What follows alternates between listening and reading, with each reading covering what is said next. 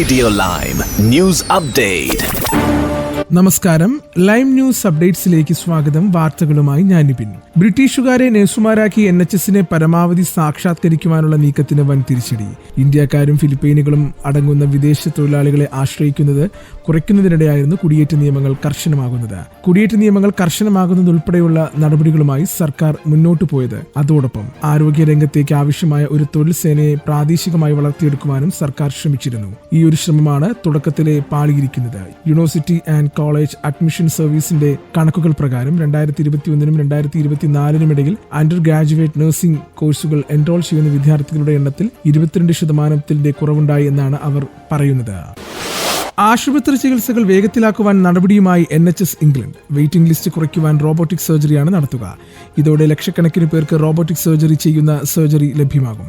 അടുത്ത ഒരു ദശകത്തിനിടെ ലക്ഷക്കണക്കിന് പേർക്ക് കൂടി റോബോട്ടിക് സർജറി ലഭ്യമാക്കുവാനാണ് പദ്ധതി. ക്യാൻസർ, സന്ധി മാറ്റിവെക്കൽ എന്നിങ്ങനെ വിവിധ അവസ്ഥകളിൽപ്പെട്ടവർക്ക് ചികിത്സ ലഭിക്കുമ്പോൾ റോബോട്ട് സേവനം ഉപയോഗപ്പെടുത്തുന്നത് ഡോക്ടർമാർ കാര്യമായി വർദ്ധിപ്പിക്കുന്നുവെന്ന തരത്തിലാണ് നീക്കം.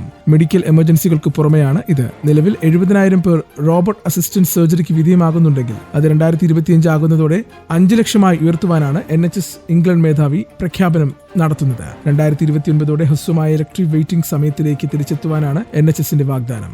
രോഗികൾക്ക് കാര്യമായ മികച്ച ചികിത്സ ഉറപ്പാക്കുവാൻ എല്ലാവിധ സംവിധാനങ്ങളും ഉപയോഗിക്കുമെന്ന് NHS England chief executive Jim മാക്കിം പറഞ്ഞു. നീണ്ട 18 വർഷത്തെ കാത്തിരിപ്പിനൊടുവിൽ ഇന്ത്യൻ പ്രീമിയർ ലീഗിന്റെ കിരീടത്തിൽ മുത്തമിട്ട റോയൽ ചലഞ്ചേഴ്സ് ബാംഗ്ലൂരുവിന്റെ ഓഹരികൾ വിൽക്കുവാൻ ഉടമകൾ ഒരുങ്ങുന്നു. RCBയുടെ പ്രൊമോട്ടർമാരും ബ്രിട്ടീഷ് മദ്യ കമ്പനിയുമായ ഡിയാജിയോയാണ് നിശ്ചിത ഓഹരികൾ വിറ്റൊഴിയുവാൻ നീക്കം നടത്തുന്നത്. RCBക്ക് $200 കോടി മൂല്യം വിലയിരുത്തിയായിരിക്കും ഓഹരി വിൽപ്പനയെന്ന് ബ്ലൂംബെർഗ് റിപ്പോർട്ട് ചെയ്തു. കൈവശമുള്ള നിശ്ചിത പങ്ക് ഓഹരികളാകും വിറ്റഴിക്കുക. ടീമിന്റെ ഉടമസ്ഥാവകാശം കമ്പനി നിലനിർത്തുമെന്നതാണ് സൂചനകൾ. അതേസമയം ഇക്കാര്യത്തിൽ RCBയോ ഡിയാജിയോയുടെയോ ഇന്ത്യൻ ഉപസ്ഥാപനമായ യുണൈറ്റഡ് സ്പിരിറ്റ്സോ പ്രതികരിച്ചിട്ടില്ല.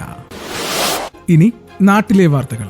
ആരംഭായ് തെങ്കോൾ കമാൻഡർ കാനൻ സിംഗിനെ അറസ്റ്റ് ചെയ്തതിനെ തുടർന്ന് സംഘർഷമുണ്ടായ മണിപ്പൂരിലെ ഇംഫാൽ താഴ്വരയിൽ കർഫ്യൂവിന് ഇളവ് നൽകി. രാവിലെ 5 മുതൽ വൈകിട്ട് 5 വരെയാണ് ഇളവ്. ഇന്റർനെറ്റ് നിരോധനം തുടരും. 10 ദിവസത്തെ ഹർത്താലിൽ നിന്ന് ആരംഭായ് തെങ്കോൾ ഉൾപ്പെടെയുള്ള മെയ്തൈ സംഘടനകൾ പിന്മാറിയിട്ടുണ്ട്. കാനൻ സിംഗിന്റെ മോചനം ആവശ്യപ്പെട്ട് സമരം തുടരുമെന്ന് സംഘടന പറഞ്ഞു. തിങ്കളാഴ്ച രാത്രി കർഫ്യൂ ലംഘിച്ച് പുറത്തിറങ്ങിയ ജനക്കൂട്ടം സുരക്ഷാ സേനയുമായി ഏറ്റുമുട്ടിയിരുന്നു. AI അധിഷ്ഠിത ലൈറ്റ് മെഷീൻ ഗൺ കരസേന പരീക്ഷിച്ചു.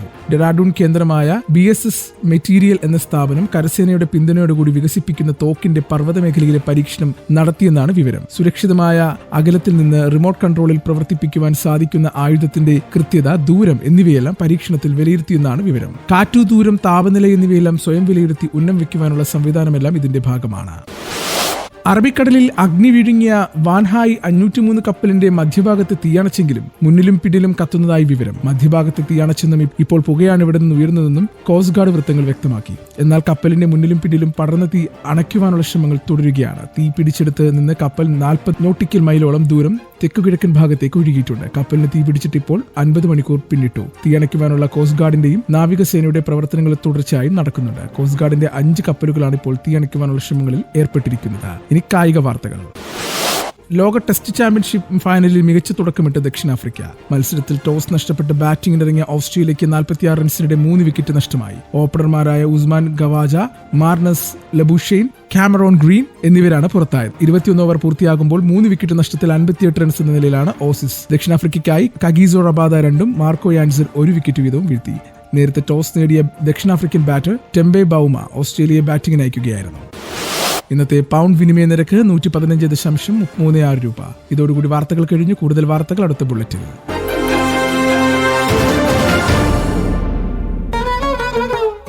കൂടുതൽ വാർത്തകൾക്കും വിശേഷങ്ങൾക്കുമായി റേഡിയോ ലൈം ആപ്പ് ഡൗൺലോഡ് ചെയ്യൂ. പ്ലേ സ്റ്റോറിൽ നിന്നും ആപ്പ് സ്റ്റോറിൽ നിന്നും. Radio Lime.